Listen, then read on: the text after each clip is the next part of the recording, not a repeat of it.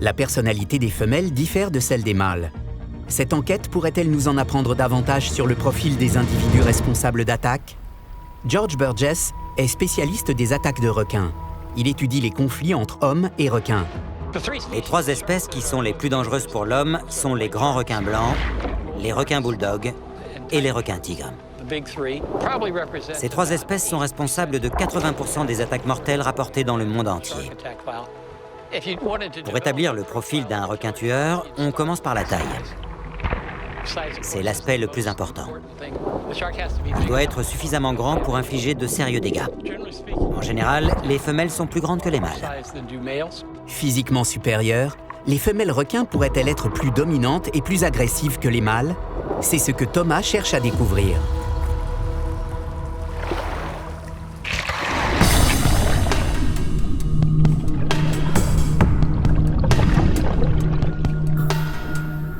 Thomas nage le long du récif.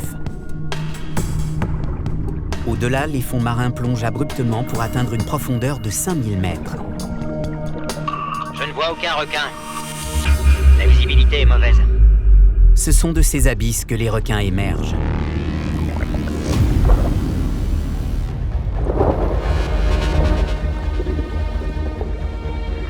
Des requins tigres commencent à arriver.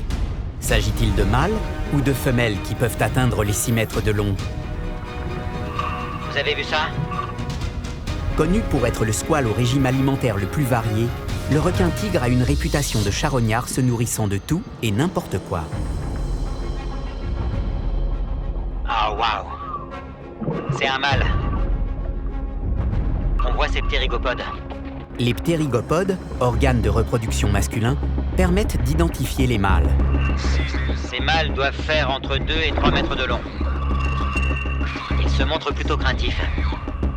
Les mâles se dispersent. Un requin bien plus gros entre dans la danse.